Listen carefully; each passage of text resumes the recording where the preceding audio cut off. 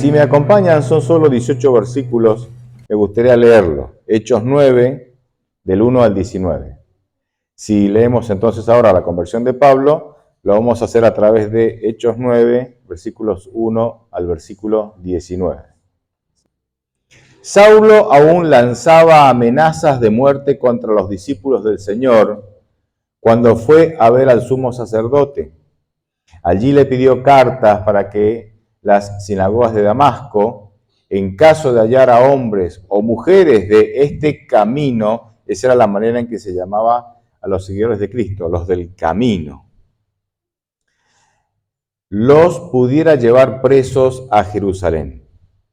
Pero sucedió que de pronto en el camino, ya cerca de Damasco, lo rodeó un poderoso haz de luz que venía del cielo y que lo hizo rodar por tierra, mientras oía una voz que le decía: Saulo, Saulo, ¿por qué me persigues? Y él contestó: ¿Quién eres, Señor? Y la voz le dijo: Yo soy Jesús, a quien tú persigues. Dura cosa te es dar patadas contra el aguijón. Él, temblando de temor, dijo: Señor, ¿qué quieres que yo haga? Y el Señor le dijo: levántate y entra en la ciudad, allí se te dirá lo que debes hacer. Los acompañantes de Saulo se quedaron atónitos, porque oían la voz, pero no veían a nadie. Saulo se levantó, y cuando abrió los ojos ya no podía ver, así es que de la mano lo llevaron a Damasco, y allí estuvo 3 días sin poder ver, y tampoco comió ni bebió nada. En Damasco había un discípulo llamado Ananías, que había tenido una visión en la que el Señor lo llamaba por su nombre.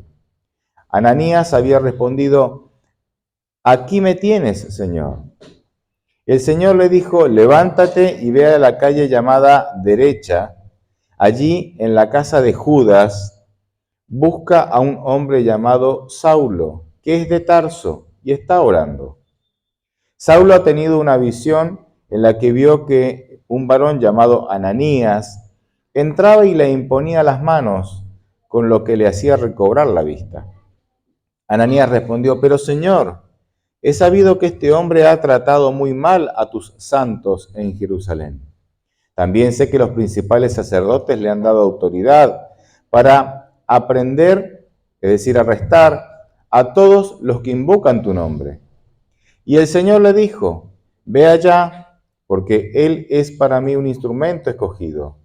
Él va a llevar mi nombre a las naciones, a los reyes y a los hijos de Israel. Yo le voy a mostrar todo lo que tiene que sufrir por causa de mi nombre.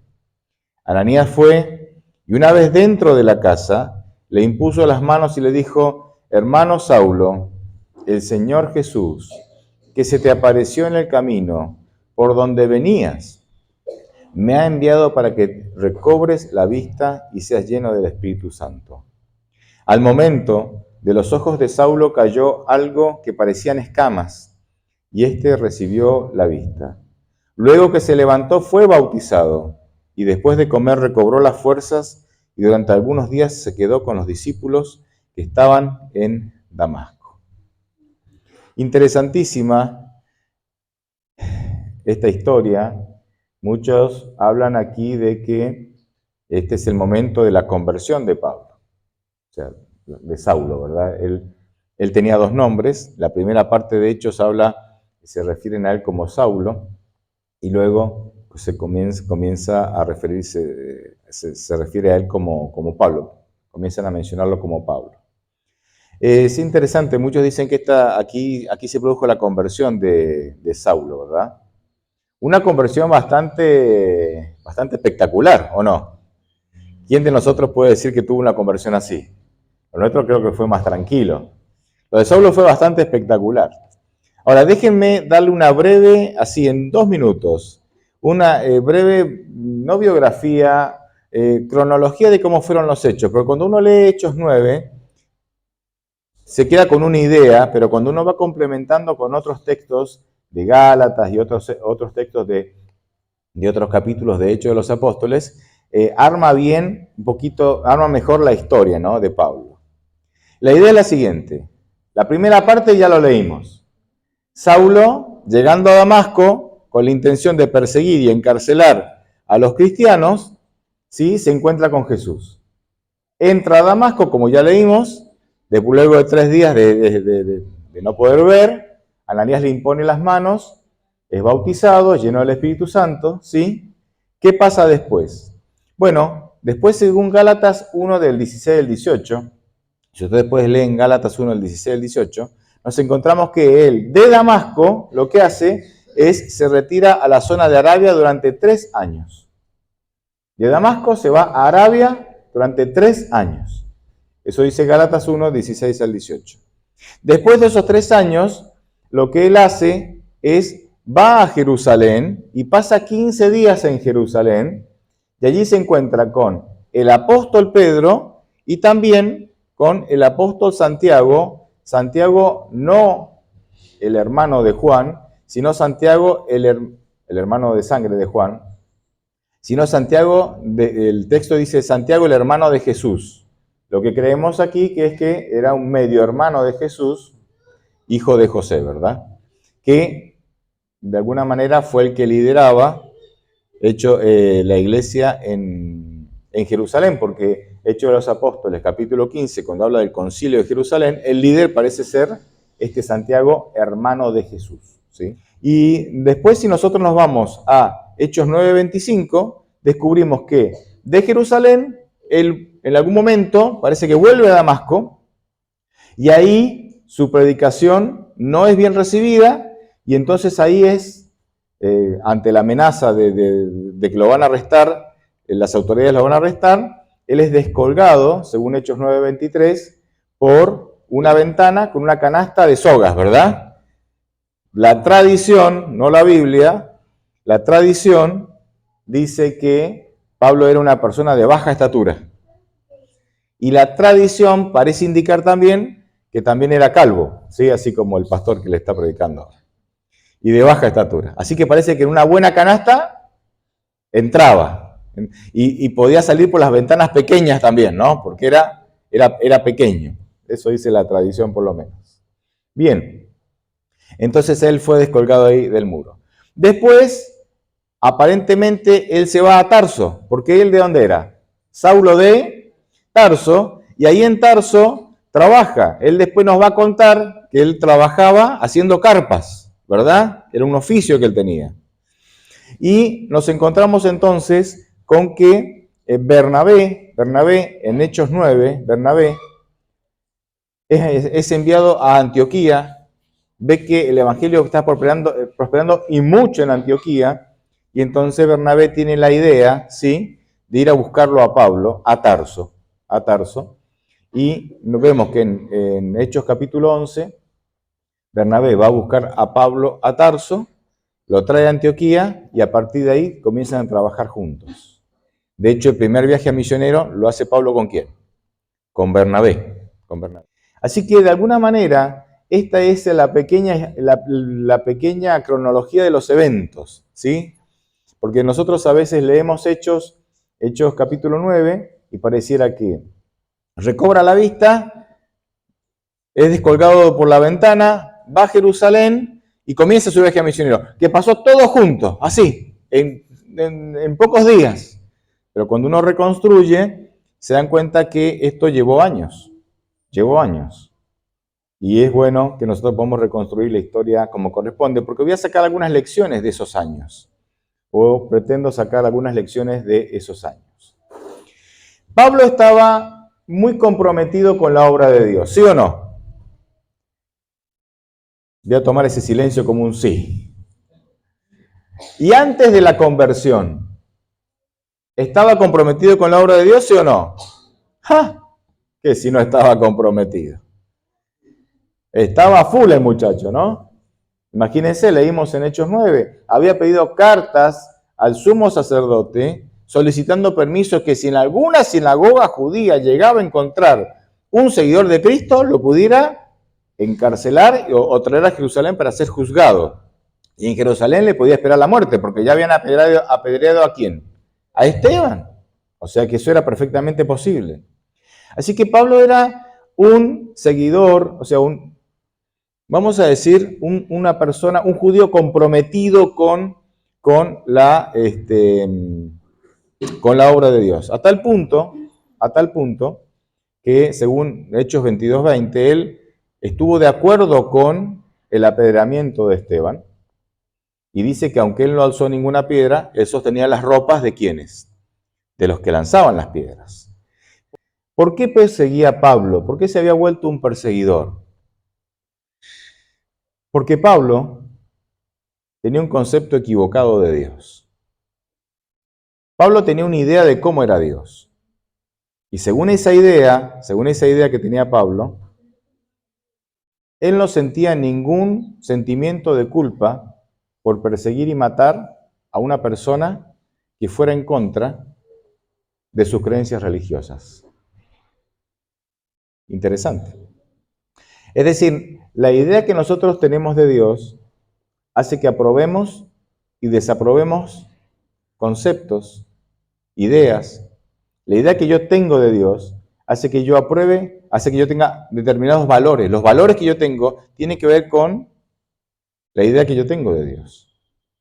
Entonces, Pablo creía conocer a Dios y ese Dios, ese conocimiento de Dios, el concepto que Pablo tenía de Dios, le permitía poder matar a alguien que fuera en contra de las tradiciones de su religión y no sentir ningún sentimiento de culpa. Qué interesante, ¿no? Yo a veces pregunto, ¿qué hacemos nosotros con todo esto?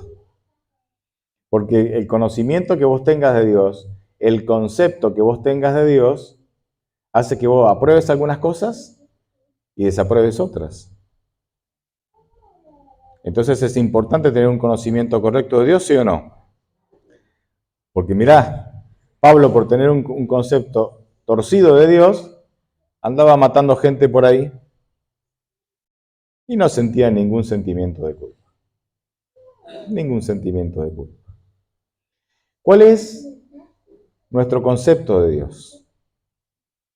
Pablo persiguiendo y aprobando que se matara gente, creía defender la causa de Dios. Y no sentía culpa por eso.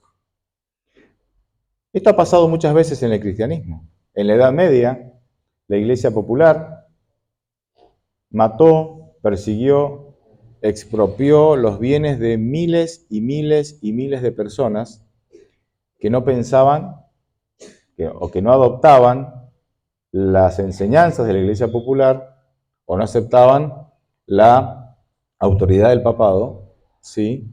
Y no había ningún sentimiento de culpa en hacer eso. ¿Por qué? Porque tenían un concepto de Dios, Dios es justicia, Dios es celoso, Dios no tolera, así que hay que eliminarlos. Y los podemos matar tranquilos, sin ningún sentimiento de culpa. Pablo iba en esa línea. Dios es justicia, la obra de Dios es sagrada, no vamos a tolerar estas cosas, hay que matarlos. Y no sentía ningún sentimiento de culpa. A modo de ilustración, para que vean que esto también puede pasar en nuestros días, en 1994 en Ruanda, un país africano, hubo una guerra civil, o un genocidio en realidad. Ruanda básicamente está habitado por dos grandes tribus, los Hutus y los Tutsis. Y en ese genocidio, los Tutsis comenzaron un movimiento para matar, a eliminar a los Hutus, ¿sí? Esto duró varias semanas hasta que las autoridades nacionales e internacionales controlaron la situación. Murieron alrededor de 1 millón de personas. 1 millón. No fueron 100 ni 200, ¿sí? Y ustedes saben que la iglesia adventista, pero todas las iglesias cristianas en Ruanda, en cualquier iglesia cristiana en Ruanda, había cristianos hutus y cristianos tutsis. ¿Qué creen que pasó? Los cristianos tutsis empezaron a matar a los cristianos Hutus. Y esto pasó incluso en nuestra iglesia. De hecho, algunos dirigentes de nuestra iglesia fueron condenados, hubo especialmente dos, uno fue condenado a 25 años y otro a 10 años por participar de este genocidio, ¿sí? Ahora es interesante esto, hermanos. Aunque eran cristianos y aunque asistían a nuestras iglesias, a las iglesias cristianas, ellos podían matar a sus hermanos con los cuales un sábado antes estaban compartiendo, o un domingo antes, depende, estaban compartiendo el culto, la comida. Podían matarlos sin ningún tipo de sentimiento de culpa. ¿Por qué? Porque el conocimiento de Dios, porque el concepto que tenían de Dios era tal que no les generaba ningún sentimiento de culpa matar a su vecino, a su hermano en Cristo. 1994. No estoy hablando de la Edad Media, ¿no? Bastante contemporáneo. ¿Qué concepto tenemos de Dios? Porque a veces usted va a decir, bueno, pastor, pero nosotros no vamos a andar matando a nadie. No matando físicamente. Pero a veces los matamos con la actitud y con lo que decimos de ese hermano, ¿o no? Y no nos genera eso ningún sentimiento de culpa. Jesucristo va a tomar el mandamiento de no matarás, dice, os fue dicho no matarás, pero si yo os digo que si hablamos mal de nuestro hermano, eres reo de muerte. O sea, Jesucristo amplió el significado de no matarás, que no es solamente quitarle la vida físicamente. Cuando nosotros insultamos y hablamos mal de nuestro hermano, dice, somos reo de muerte como si lo matáramos. Me parece que, ¿cuántos quedaríamos vivos acá si eso se cumpliera literalmente, no? Capaz que 2 o 3 niños. El resto, hagan fila afuera, por favor. Hagamos fila afuera, por favor. ¿Qué cambió en la vida de Pablo? ¿Qué cambió en la vida de Pablo? Versículo 6, lo leímos ya, pero ahí en el versículo 6, cuando él se encuentra con Jesús, Hechos 9:6, dice, y él temblando de temor dijo, Señor, ¿qué quieres que haga? Es interesante, ¿no? ¿Qué quieres que haga? A mí esa pregunta me llama mucho la atención. Porque me encuentro con que Saulo era un seguidor de Dios muy activo antes de la conversión, muy comprometido antes de la conversión, y siguió siendo un seguidor de Dios muy activo, muy comprometido después de la conversión. Pero hubo un espacio que marcó una diferencia, un antes y un después. Y tiene que ver con esta pregunta.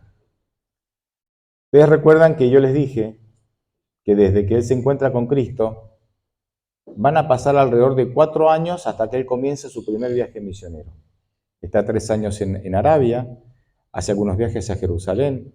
Dice el texto que también viajó a Sicilia y a otros lugares. Después se va a Tarso y después es buscado por Bernabé. O sea, entre que su encuentro con Jesús hasta que arranca con su primer viaje misionero, pasa alrededor de 4 años, más o menos, 4 años. Esos 4 años marcaron la diferencia entre ser un seguidor de Dios que mataba a gente a ser un seguidor de Dios que hablaba del amor de Dios. O sea, ¿esos 4 años son importantes? ¡Wow! Son muy importantes. Algo pasó en esos 4 años. Y la pregunta está ahí, el versículo 6 que leímos. Él temblando de temor dijo, Señor, ¿qué quieres que haga? Y cuando uno lee la historia, que recién la leímos, de Hechos de los Apóstoles, básicamente la respuesta de Dios es, mira, Saulo, no quiero que hagas nada.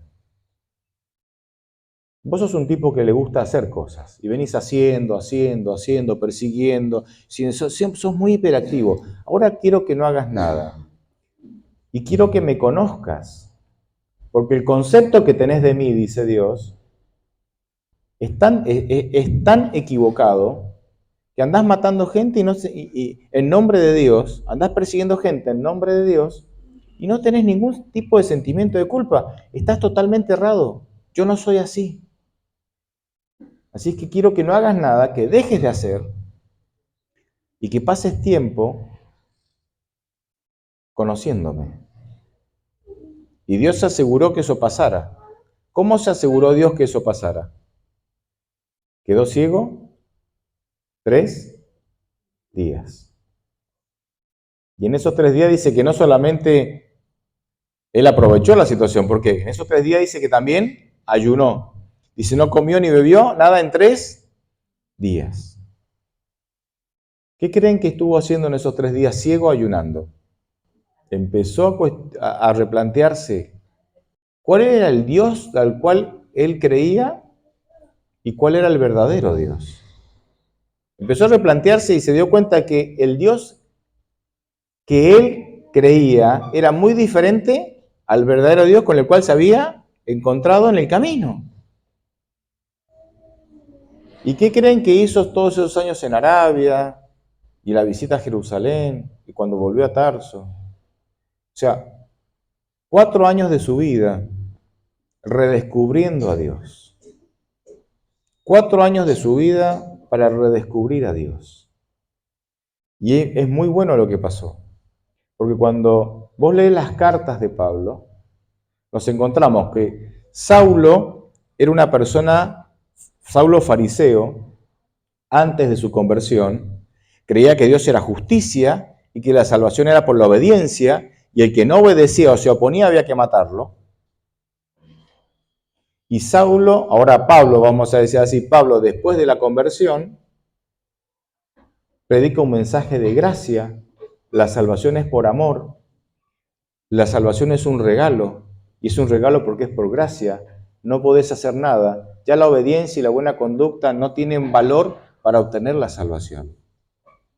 Así que Saulo pasó de creer que Dios es un Dios exigente que va a destruir al que no le obedece, pasó a predicar de un Dios lleno de amor que regala la salvación, que es por gracia y que te va a ayudar a poner tu vida en armonía con la vida de quién, con la voluntad de quién, de Dios.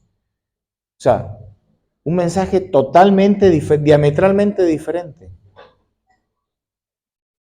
¿Por qué? Porque pasó 4 años de su vida redescubriendo a Dios. Se dio cuenta que el Dios que le habían enseñado no era el verdadero Dios. Y pasó algo también muy significativo en su vida. Como consecuencia, cuando él descubre que Dios es amor, pasó de perseguidor a perseguido.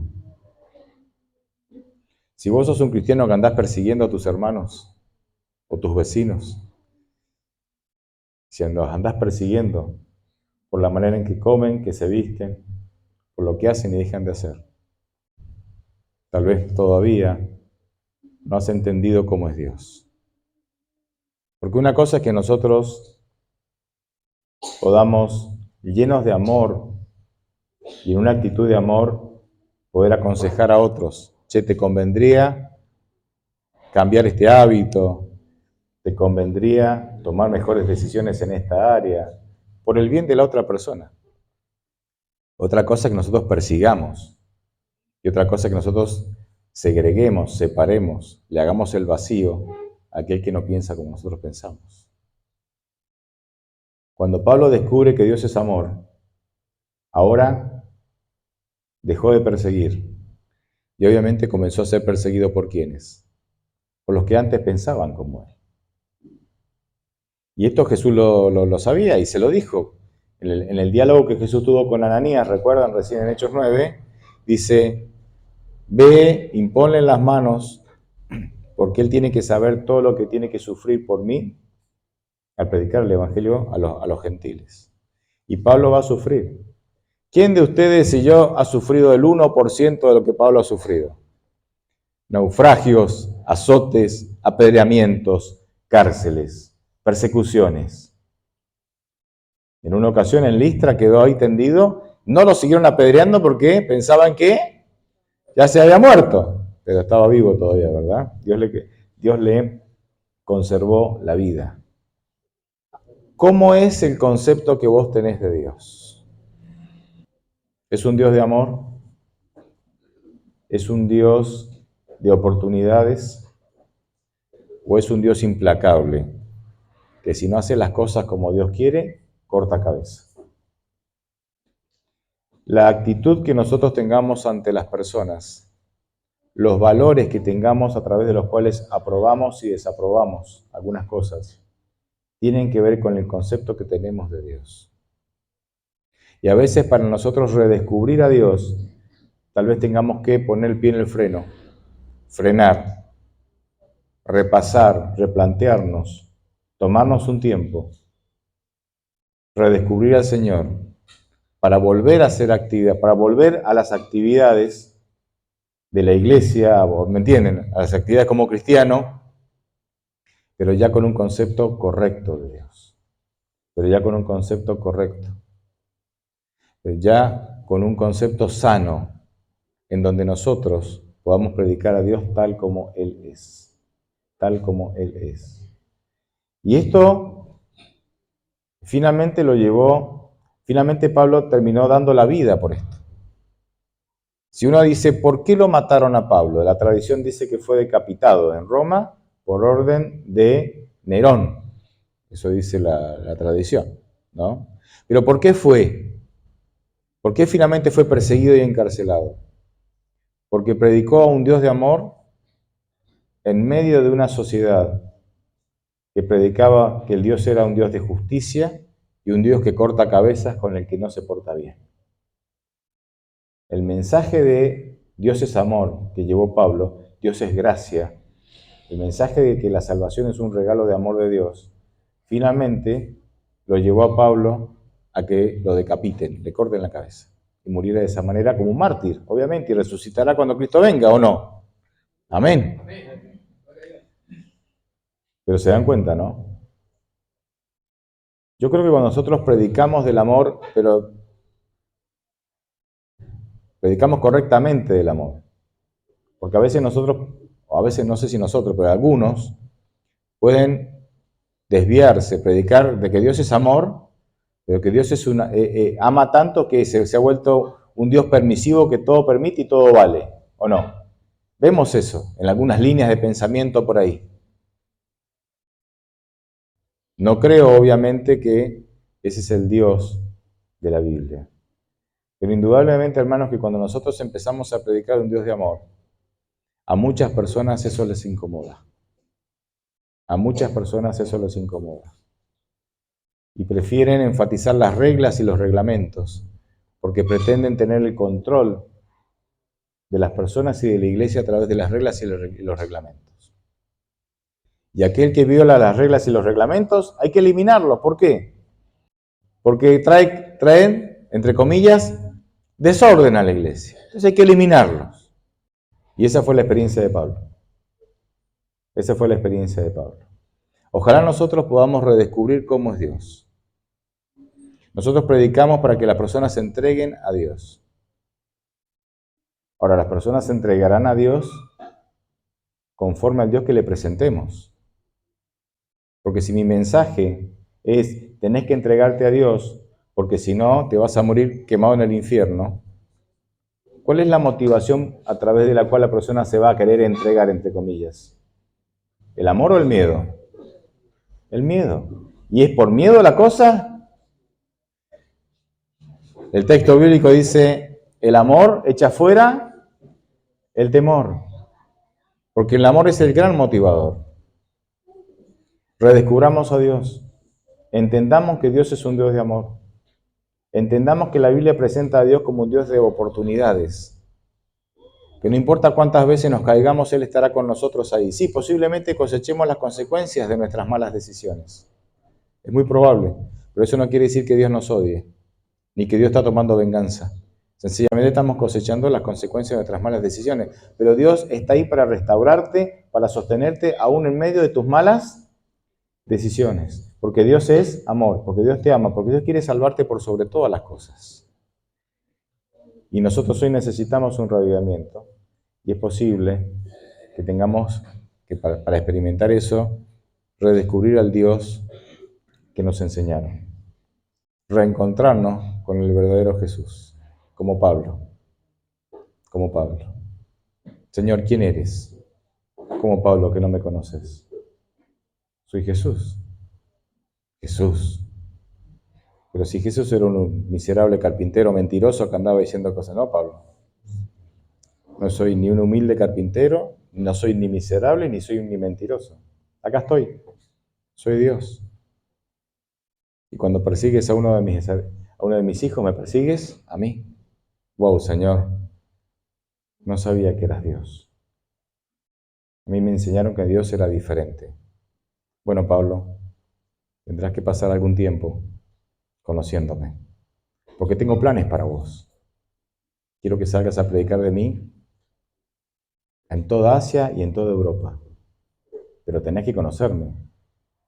Si no, vas a andar predicando un Dios torcido, un Dios perverso, un Dios maligno, un Dios que le encanta matar a los que no están de acuerdo con Él.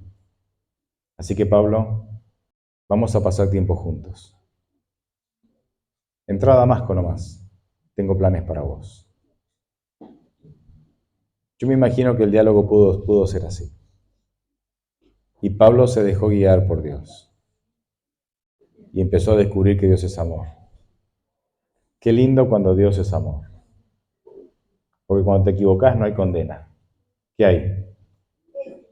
Hay una palmada en la espalda, ¿no? Vamos, levántate. Vamos a empezar de vuelta. Yo voy a estar con vos.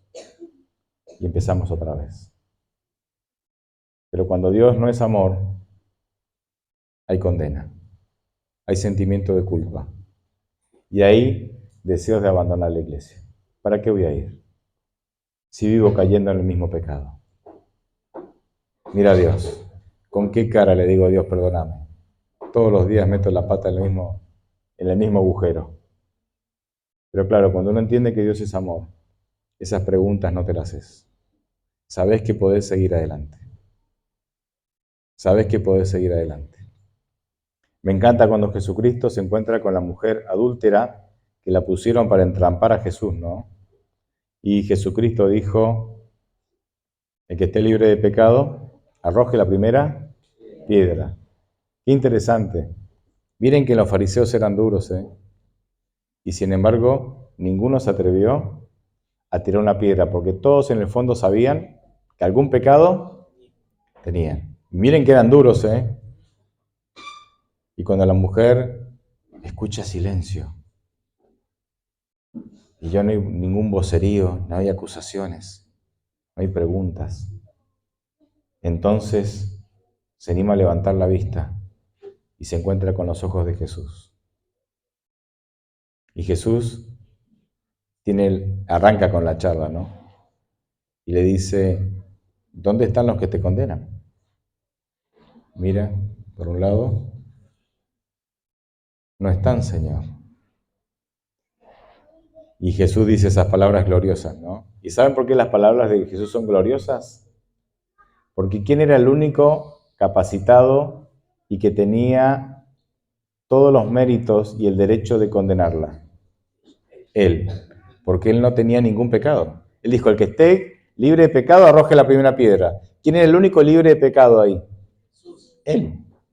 Y él, que era el único libre de pecado y que podría arrojar las piedras, haber podido arrojar las piedras, le dice, ni yo te condeno.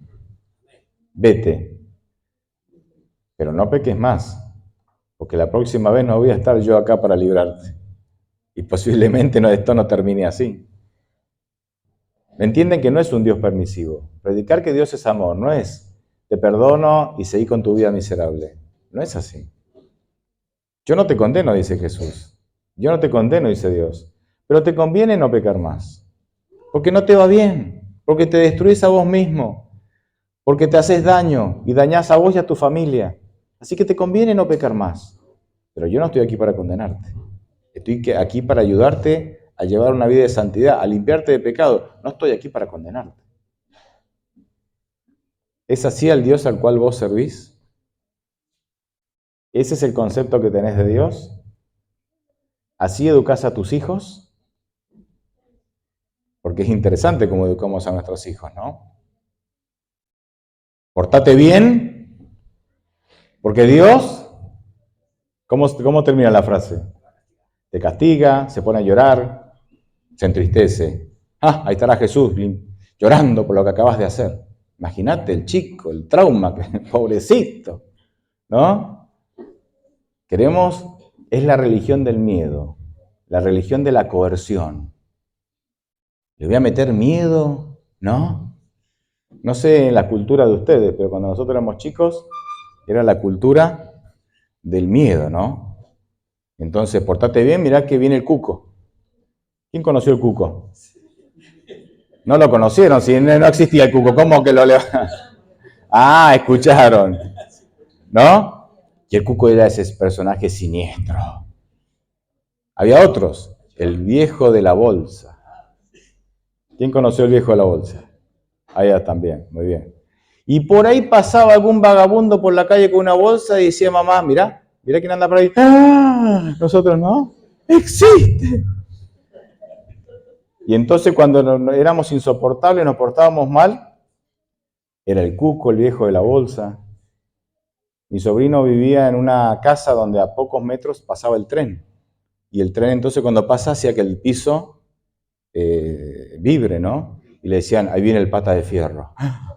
Entonces, ¿viste? Y era inquieto el chango, entonces el pata de fierro a cada rato, ¿no? Lo mantenían ahí. ¿Saben que hemos trasladado eso a la religión? A veces educamos a nuestros hijos así. Portate bien, porque entristeces a Dios, le hacemos sentir sentimientos de culpa. Porque Dios te va a castigar, le hacemos sentir miedo.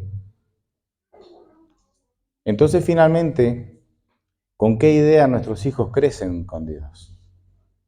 Crecen o por miedo a perderse, o con el sentimiento de culpa que están haciendo triste, están poniendo triste a Dios. Entonces, imaginen, ¿qué chico quiere una religión así? Claro, después tienen 12, 14, 15, 16, 18, ¿qué hacen? Se van. ¿Qué chico quiere una religión así? A un Dios así. Este Dios de amor terminará destruyendo al enemigo. No con los métodos del enemigo, no usando el miedo ni la coerción, sino usando el poder convincente del amor.